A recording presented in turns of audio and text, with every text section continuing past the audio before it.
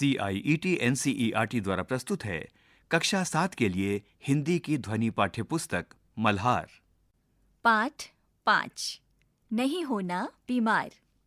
इस पृष्ठ पर एक QR कोड दिया गया है जिसे स्कैन करके आप अतिरिक्त जानकारी प्राप्त कर सकते हैं। एक दिन मुझे साथ लेकर नानी जी हमारे पड़ोसी सुधाकर काका को देखने गई जो बीमार थे। वे अस्पताल में भर्ती थे।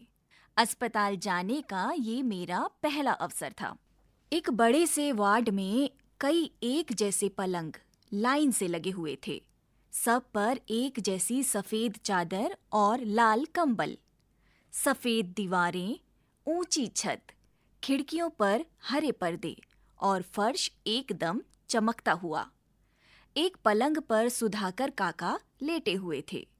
एकदम पास पहुंचने पर दिखाई दिया। हमें देखकर सुधाकर काका जैसे खुश हो गए। नानी जी ने उनके सिर पर हाथ फेरा और उनके सिरहाने खड़ी हो गईं और हालचाल पूछने लगीं। अस्पताल का माहौल मुझे बहुत ही अच्छा लग रहा था। बड़ी बड़ी खिड़कियों के पास हरे हरे पेड़ झूम रहे थे। न ट्रैफिक का शोरगुल, न धूल, न मच्छर मक्खी। सिर्फ लोगों के धीरे धीरे बातचीत करने की धीमी धीमी गुनगुन। बाकी एकदम शांति। पृष्ठ संख्या 57 पर 2 चित्र दिए गए हैं। पहले चित्र में एक बालक एक वृद्ध महिला को लेकर अस्पताल जा रहा है। चिकित्सालय के बाहर कुछ लोग खड़े हैं जिनमें से कुछ मरीज हैं।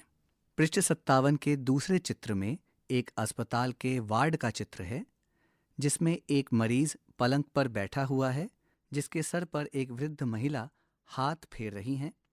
पास ही एक बालक खड़ा उसे देख रहा है। साथ ही एक नर्स हाथ में दवा लिए खड़ी हैं।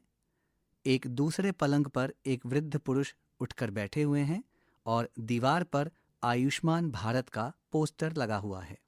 पृष्ठ संख्या 58। तभी सफेद कपड़ों में एक नर्स आई। नर्स ने नानी जी को देखकर अभिवादन में सिर हिलाया और काका को दवा खिलाई।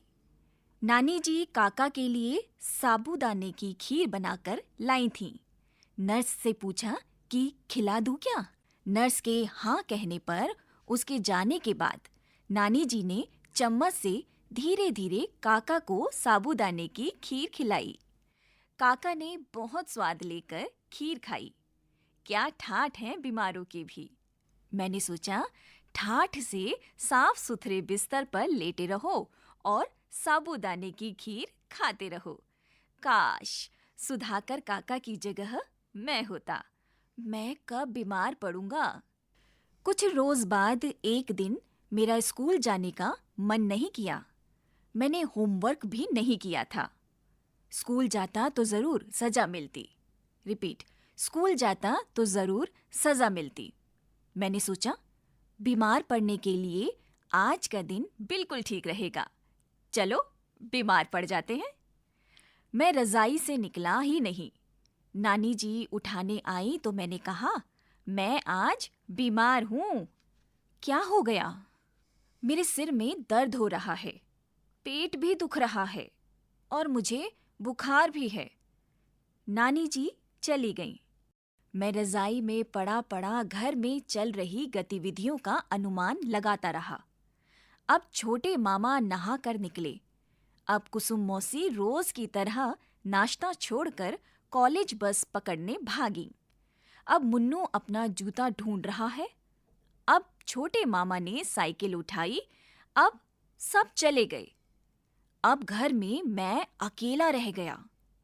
पता नहीं कब झपकी सी आ गई। तभी नाना जी आए। क्या हो गया? क्या हो गया? पृष्ठ संख्या 58 पर बाईं ओर एक वृद्ध महिला का चित्र है जिनके एक हाथ में धान फटकने का सूप है और वह कुछ सोच रही हैं। पृष्ठ संख्या 59। बुखार आ गया, मैंने कराहते हुए कहा। देखें, नाना जी ने रजाई हटाकर मेरा माथा छुआ, पेट देखा और नब्ज देखने लगे। इस बीच नानी जी भी आ गई। क्या हुआ? नानी जी ने पूछा। बुखार तो नहीं है, नाना जी बोले। आपको पता नहीं चल रहा, थर्मामीटर लगाकर देखिए, मैंने कहा। मुझे पता था घर में कोई नहीं है, थर्मामीटर लगा भी लिया तो देखेगा कौन। पर खुद को बीमार साबित करने के लिए ये चाल अच्छी थी। बहुत ढूंढा गया, पर थर्मामीटर मिला ही नहीं। शायद कोई मांग कर ले गया था। फिर नाना जी की आवाज आई, ले, पुड़िया खा ले। न चाहते हुए भी मुझे कड़वी पुड़िया खानी पड़ी और काढ़े जैसी चाय पीनी पड़ी। फिर नाना जी बोले, आज इसे कुछ खाने को मत देना, आराम करने दो, शाम को देखेंगे। दोनों चले गए। मैं पता नहीं कब नींद में गुड़ुप हो गया। कुछ देर बाद जब मेरी आंख खुली, मुझे बड़ी तेज इच्छा हुई कि इसी समय बाहर निकलकर दिन की रोशनी में अपनी गली की चहल पहल देखूं। देखा जाए कि चंदू भाई ड्राई क्लीनर क्या कर रहे हैं, तेजराम की दुकान पर कितने ग्राहक बैठे हैं, महेश घी सेंटर ने मलाई का भगोना आंच पर चढ़ाया या नहीं, और टेलीफोन के तारों पर कितनी चिड़िया बैठी हैं। लेकिन मजबूरी थी, चाहे जितनी ऊब हो, लेटे ही रहना था। पृष्ठ संख्या 59 पर एक चित्र है जिसमें बाईं ओर एक बालक जो कि बीमार लग रहा है, वह रजाई लेकर लेटा हुआ है। पास ही स्कूल का बस्ता रखा हुआ है। उनके सामने की ओर उनके पास ही एक वृद्ध पुरुष हाथ में गिलास लिए खड़े हैं। पृष्ठ संख्या 60। कुछ देर इधर उधर की, स्कूल की, दोस्तों की बातें सोचता रहा। फिर लेटे लेटे पीठ दुखने लगी तो उठकर बैठ गया, लेकिन बाहर कुछ आहट होते ही फिर से लेट गया। नाना जी आए, बोले, अब कैसा है सिर दर्द? मैंने कहा, ठीक है। फिर भी एक पुड़िया और खिला गए। अचानक मुझे भूख सी लगी। फल या साबूदाने की खीर मिलने की उम्मीद की तो सुबह ही हत्या हो चुकी थी। अब नानी जी से जाकर कहूं कि भूख लग रही है तो वे क्या करेंगी? ज्यादा से ज्यादा यही कि दूध पी ले, या नाना जी से पूछने चली जाएंगी, वो कह रहा है भूख लगी है, और फिर नाना जी क्या कहेंगे? वही जो सुबह कह रहे थे। तबीयत ढीली हो तो सबसे अच्छा उपाय है भूखे रहना, इससे सारे विकार निकल जाएंगे। क्या मुसीबत है, पड़े रहो। आखिर कब तक कोई पड़ा रह सकता है? इससे तो स्कूल चला जाता तो ही ठीक रहता। सजा मिलती तो मिल जाती। कितना मजा आता जब रिसेस में ठेले पर जाकर नमक मिर्च लगे अमरूद खाते कटर कटर। लेकिन भूख के कारण ठीक से नींद भी नहीं आ रही थी, और आंख जरा लगती भी तो खाने ही खाने की चीजें दिखाई देती। गर्मा गर्म खस्ता कचौड़ी, मावे की बर्फी, बेसन की चिक्की, गोल गप्पे और सबसे ऊपर साबूदाने की खीर। पता नहीं क्यों साबूदाने की खीर सिर्फ उपवास और बीमारी में ही बनाई जाती है। पता नहीं क्यों साबूदाने की खीर सिर्फ उपवास और बीमारी में ही बनाई जाती है। जैसे गुझिया सिर्फ होली, दिवाली और पंजीरी सिर्फ पूर्णिमा के दिन ही बनाई जाती है। क्यों? क्या ये चीजें जब इच्छा हो तब नहीं बनाई जा सकती? कोई मना करता है? हे भगवान, यह तो अच्छी खासी बोरियत हो गई। पूरा दिन कोई कैसे लेटा रहे?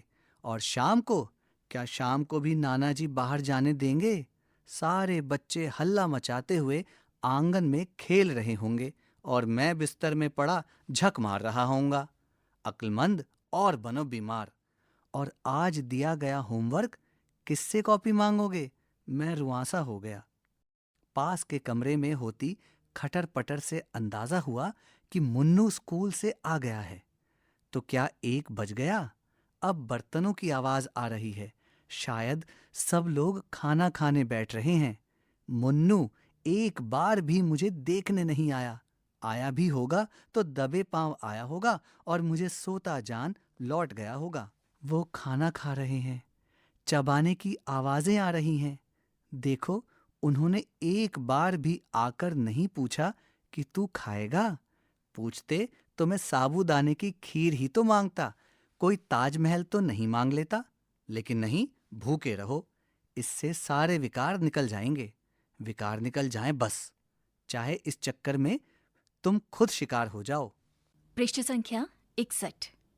आज क्या खाना बना होगा? खुशबू तो दाल चावल की आ रही है। अरहर की दाल में हींग जीरे का बघार और ऊपर से बारीक कटा हरा धनिया और आधा चम्मच देसी घी। फिर उसमें उन्होंने नींबू निचोड़ा होगा। थोड़ा सा इस बीमार को भी दे दे कोई। लेकिन खुशबू तो किसी और चीज की है। क्या हरी मिर्च तली गई है? उसे दाल चावल में मसल कर खा रहे हैं। जब रहा नहीं गया तो मैं रजाई फेंक कर खड़ा हो गया, दबे पांव दरवाजे तक गया और चुपके से झांक कर देखा। हाँ, दाल चावल तली हुई हरी मिर्च। लेकिन मुन्नू आम चूस रहा था। आम इस मौसम में? जरूर बंबई वाले चाचा जी ने भेजे होंगे। कैसे चूस रहा है, पूरी गुठली मुंह में ठूंसे, जैसे आम कभी देखे ना हो। भुक्कड़ कहीं का, पूरा हाथ भी सान रहा है। मैं जलन, गुस्से और कुढ़न में पांव पटकता वापस बिस्तर में आ गया। उस पूरे दिन मुझे भूखे पेट ही रहना पड़ा। सारे विकार निकल गए।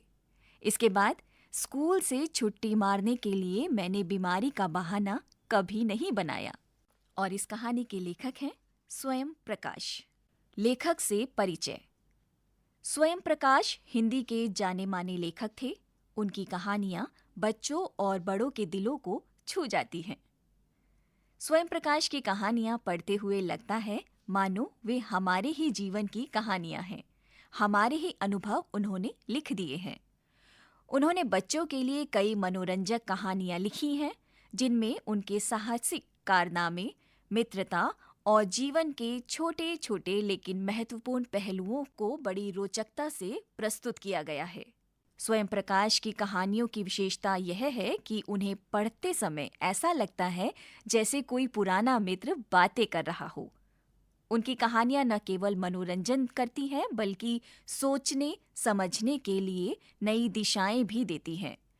मात्रा और भार, अगली किताब, ज्योति रथ के सारथी, फिनिक्स आदि इनकी कई रचनाएं हैं।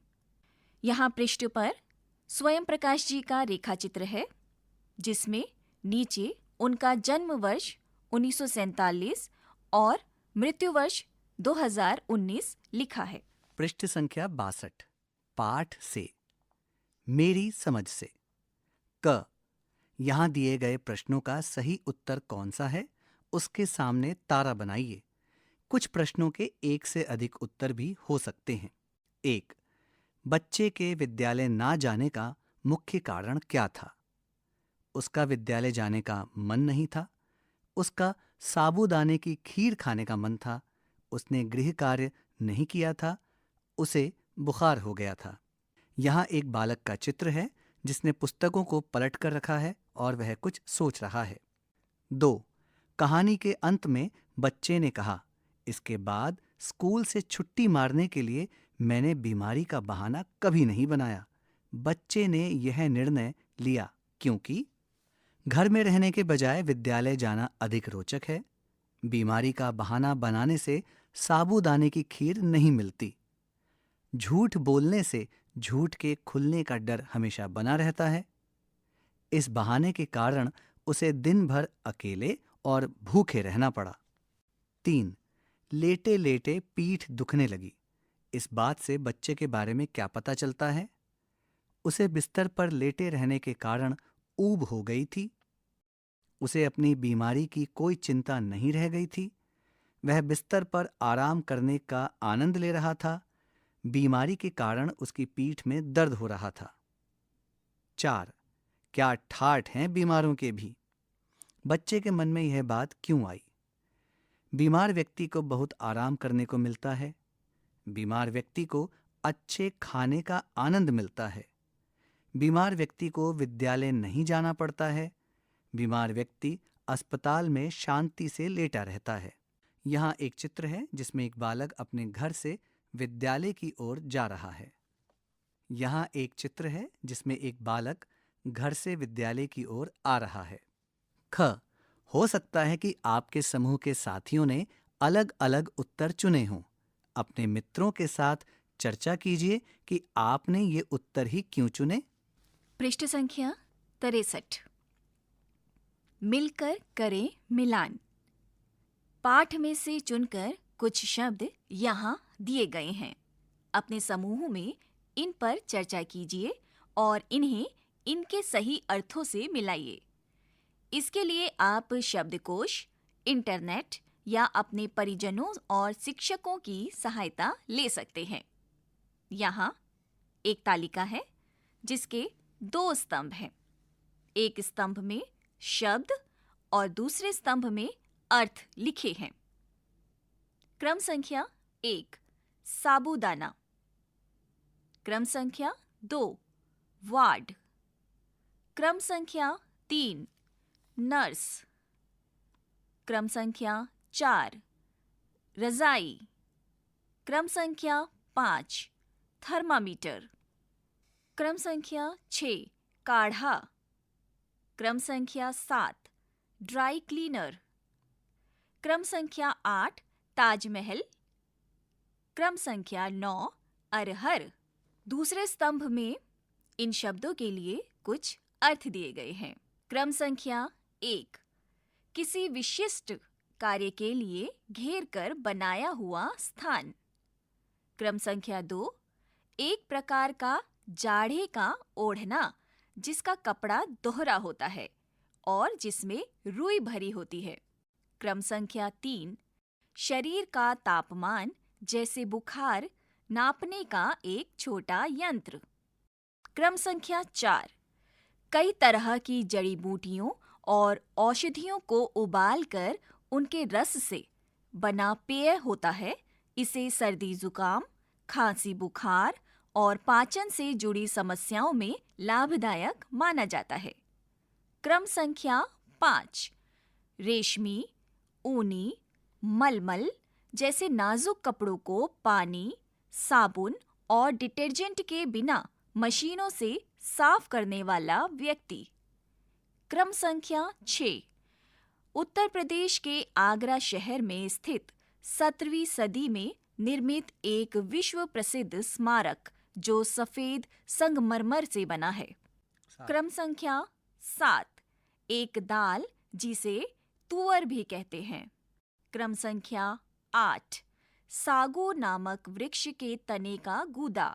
सागूदाना यह पहले आटे के रूप में होता है और फिर कूटकर दानों के रूप में सुखा लिया जाता है।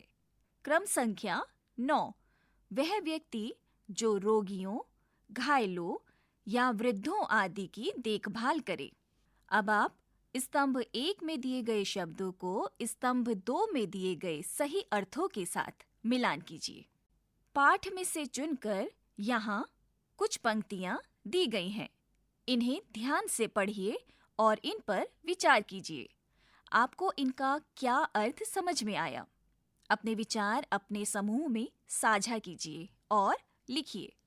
क मैंने सोचा बीमार पड़ने के लिए आज का दिन बिल्कुल ठीक रहेगा। चलो बीमार पड़ जाते हैं।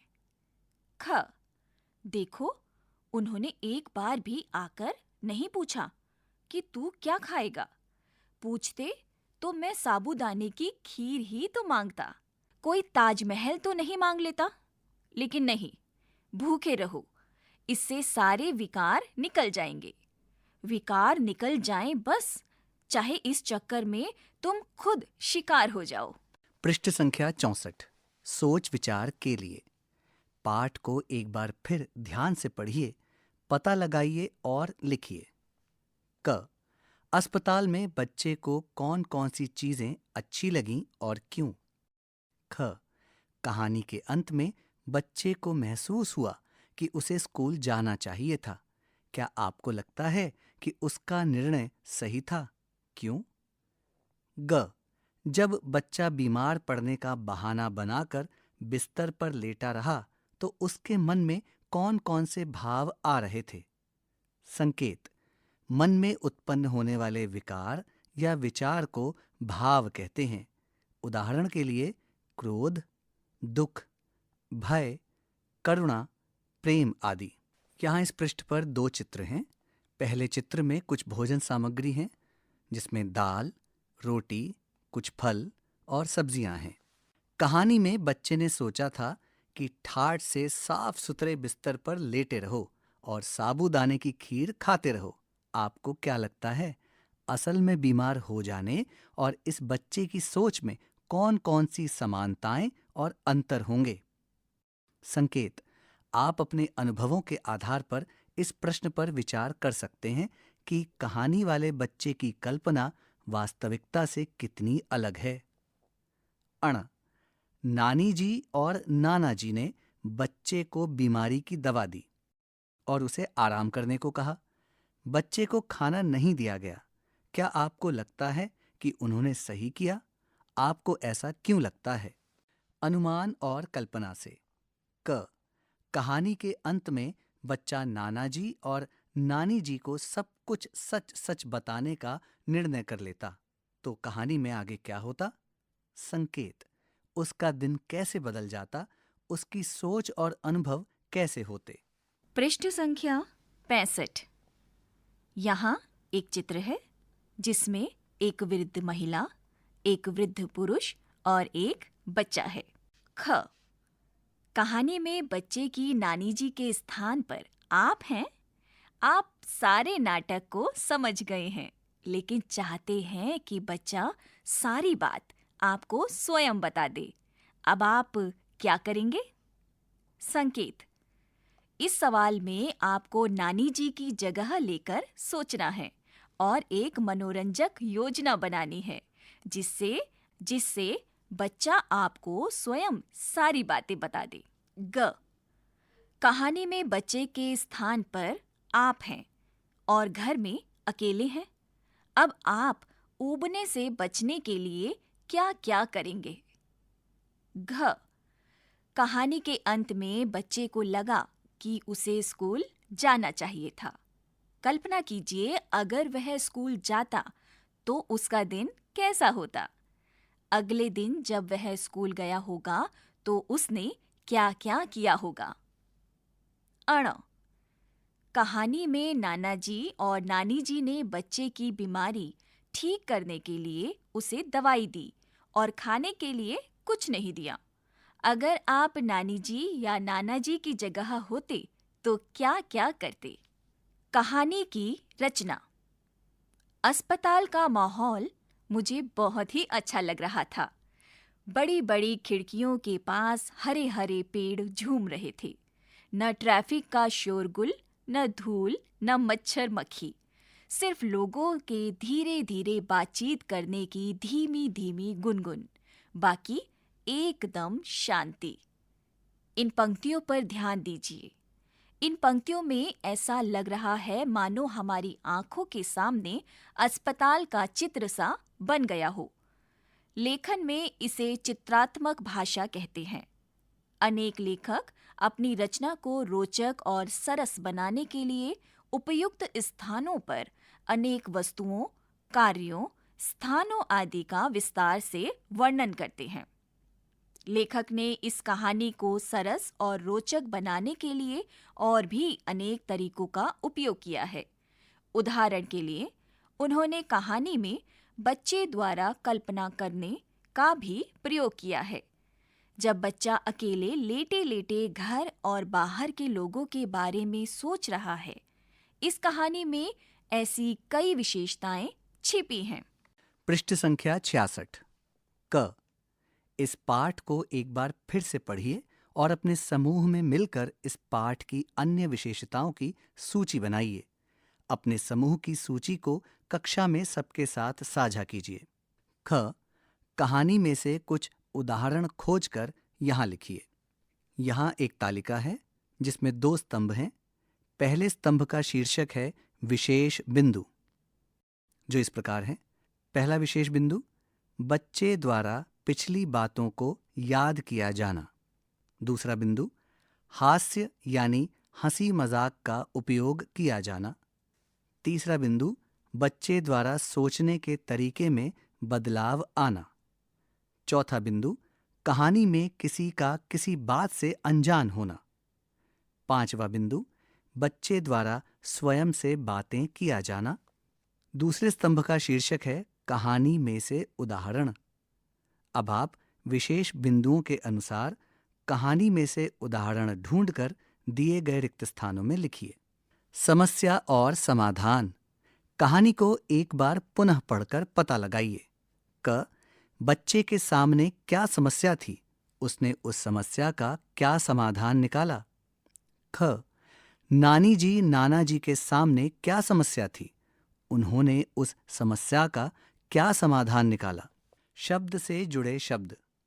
यहां दिए गए रिक्त स्थानों में बीमार से जुड़े शब्द पाठ में से चुनकर लिखिए। यहां शब्द है बीमार। आपकी सुविधा के लिए बीमार शब्द से जुड़ा एक शब्द लिखा है काढ़ा। अब आप अन्य 6 रिक्त स्थानों में बीमार शब्द से जुड़े शब्द पाठ में से चुनकर लिखिए। पृष्ठ संख्या 67। खोजबीन। कहानी में से कहानी में से वे वाक्य ढूंढ कर लिखिए जिनसे पता चलता है कि क, कहानी में सर्दी के मौसम की घटनाएं बताई गई हैं। ख, बच्चे को बहाना बनाने के परिणाम का आभास हो गया। ग, बच्चे को खाना पीना बहुत प्रिय है। घ, बच्चे को स्कूल जाना अच्छा लगता है। शीर्षक। क, आपने जो कहानी पढ़ी है इसका नाम नहीं होना बीमार है। अपने समूह में चर्चा करके लिखिए कि इस कहानी का ये नाम उपयुक्त है या नहीं। अपने उत्तर के कारण भी बताइए। ख, यदि आपको इस कहानी को कोई अन्य नाम देना हो तो क्या नाम देंगे? आपने ये नाम क्यों सोचा, यह भी बताइए। अभिनय। कहानी में से चुनकर कुछ संवाद दिए गए हैं। आपको इन्हें अभिनय के साथ बोलकर दिखाना है। प्रत्येक समूह से बारी-बारी से छात्र-छात्राएं कक्षा में सामने आएंगे और एक संवाद अभिनय के साथ बोलकर दिखाएंगे। 1. बुखार आ गया, मैंने कराहते हुए कहा। 2. आपको पता नहीं चल रहा, थर्मामीटर लगाकर देखिए, मैंने कहा। 3. मेरे सिर में दर्द हो रहा है, पेट भी दुख रहा है और मुझे बुखार भी है। 4. नाना जी आए, बोले अब कैसा है सिर दर्द। 5. फिर नाना जी बोले आज इसे कुछ खाने को मत देना, आराम करने दो, शाम को देखेंगे। चेहरों पर मुस्कान, मुंह में पानी। क, इस कहानी में अनेक रोचक घटनाएं हैं जिन्हें पढ़कर चेहरे पर मुस्कान आ जाती है। इस कहानी में किन बातों को पढ़कर आपके चेहरे पर भी मुस्कान आ गई थी, उन्हें रेखांकित कीजिए। ख, इस कहानी में किन वाक्यों को पढ़कर आपके मुंह में पानी आ गया था, उन्हें रेखांकित कीजिए। इन्हें रेखांकित करने के लिए आप किसी अन्य रंग का उपयोग कर सकते हैं। इन्हें रेखांकित करने के लिए आप किसी अन्य रंग का उपयोग कर सकते हैं। इस पृष्ठ पर एक घर का चित्र है जिसकी छत पर एक लड़की पतंग उड़ा रही है और नीचे एक लड़का उसे देखकर खुश हो रहा है। पृष्ठ संख्या 68। लेखन के अनोखे तरीके। मैं बिना आवाज किए दरवाजे तक गया और ऐसे झांक कर देखने लगा कि जिससे किसी को पता न चले कि मैं बिस्तर से उठ गया हूं। इस बात को कहानी में इस प्रकार विशेष रूप से लिखा गया है। दबे पांव दरवाजे तक गया और चुपके से झांक कर देखा। इस कहानी में अनेक स्थानों पर वाक्यों को विशेष ढंग से लिखा गया है। साधारण बातों को कुछ अलग तरह से लिखने से लेखन की सुंदरता बढ़ सकती है। यहाँ कुछ वाक्य दिए गए हैं, कहानी में ढूंढिए कि इन बातों को कैसे लिखा गया है। 1. ऐसा लगा मानो हमें देखकर सुधाकर काका खुश हो गए। 2. खिड़कियां बहुत बड़ी थीं और उनके बाहर हरे पेड़ हवा से हिल रहे थे। 3. वहां केवल लोगों के फुसफुसाने की आवाजें आ रही थीं। 4. फुसफुसाने की आवाजों के सिवा वहां कोई आवाज नहीं थी। 5. बीमार लोगों के बहुत मजे होते हैं। 6. मैं झूठ मूठ बीमार पड़ जाता हूं। यहाँ एक चित्र है जिसमें एक बालक पर्दे के पीछे से झांक रहा है। बालक के साथ कुछ अन्य सामान भी हैं, जैसे कि एक घड़ा, एक स्टूल, किताबें और कुछ पेंसिलें। विराम चिन्ह। देखें, नाना जी ने रजाई हटाकर मेरा माथा छुआ, पेट देखा और नब्ज देखने लगे। इस बीच नानी जी भी आ गईं। क्या हुआ? नानी जी ने पूछा। यहाँ इस पृष्ठ पर एक चित्र है जिसमें एक बालक रजाई ओढ़े बैठा है। पास ही नाना जी उस बालक की नब्ज और माथा छूकर बुखार का पता लगा रहे हैं कि बुखार है या नहीं। पास ही नानी जी खड़ी हैं। पृष्ठ संख्या 69।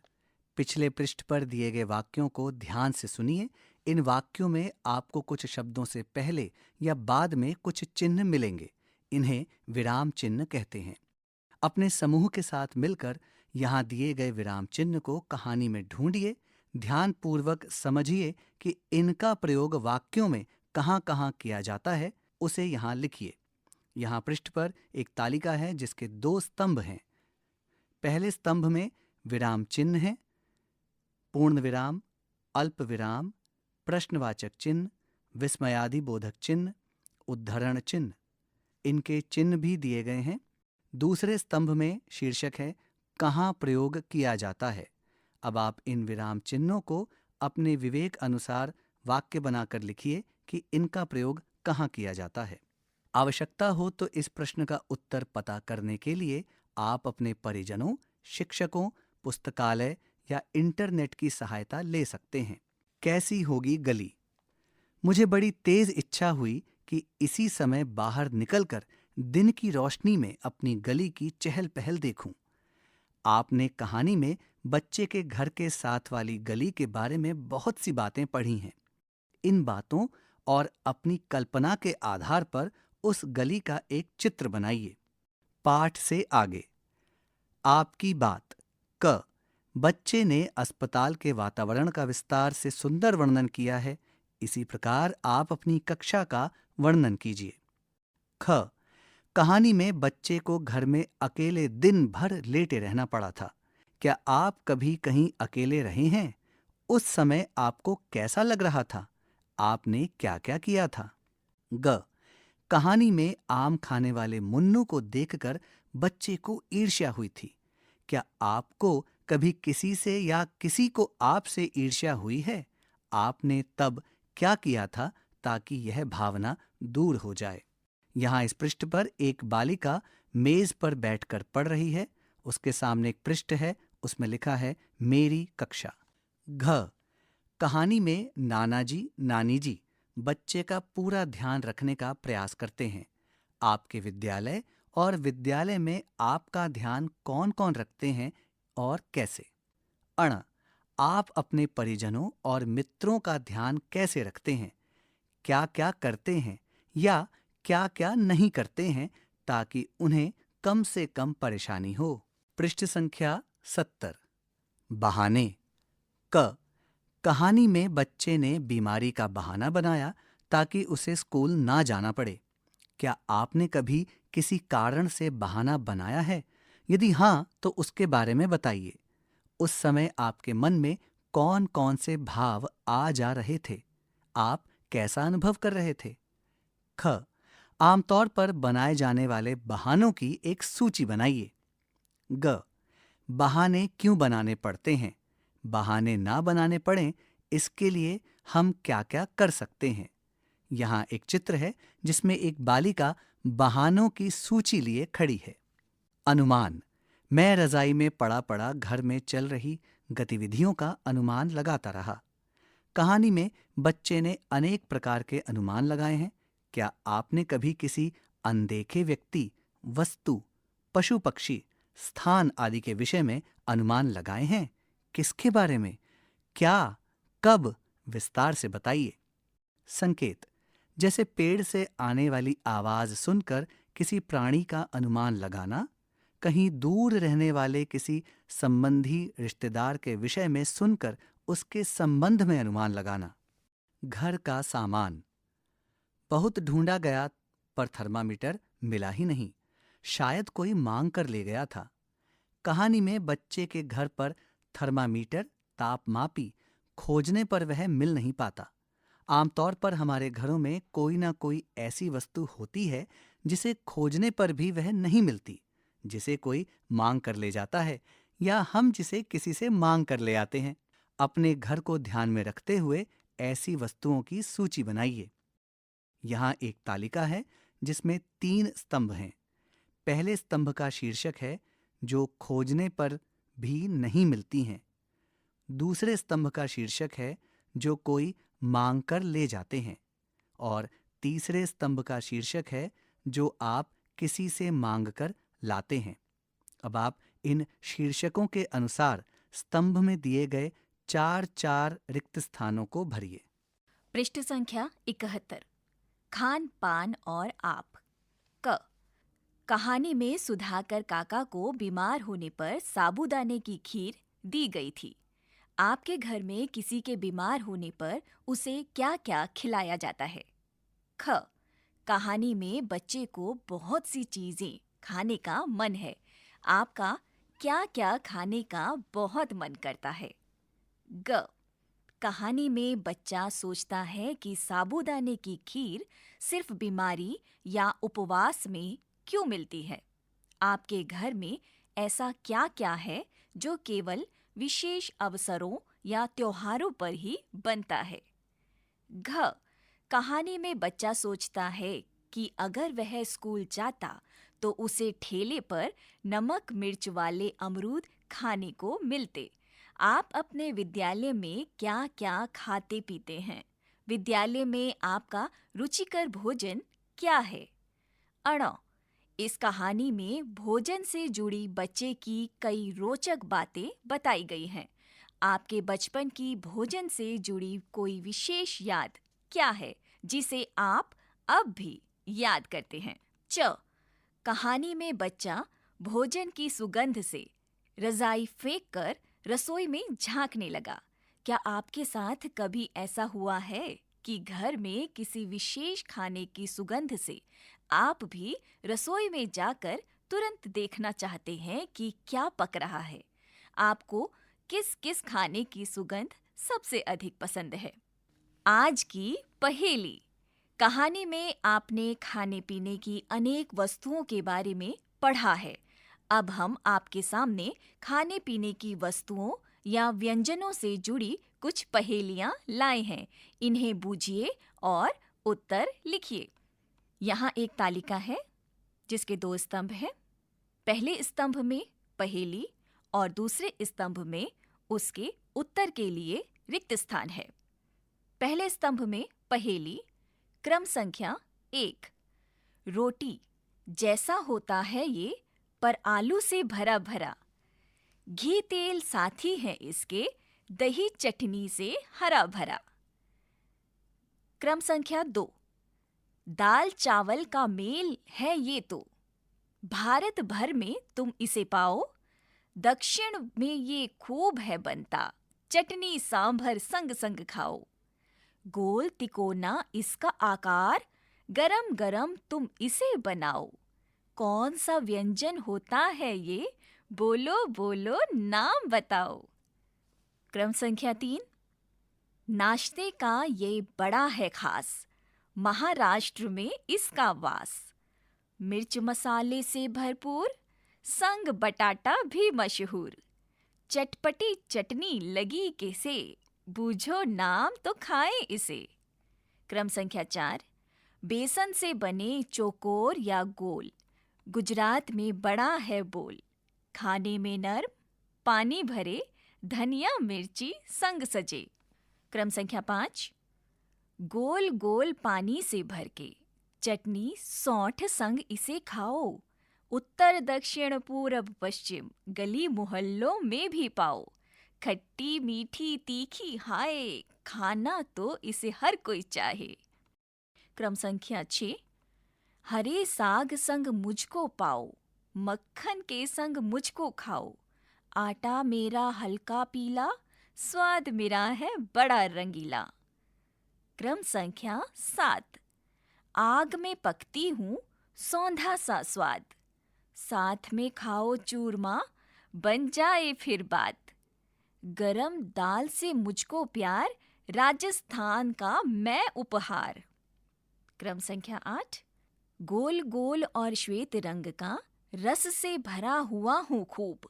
मीठी दुनिया का महाराजा, चाशनी मीठी डूब डूब।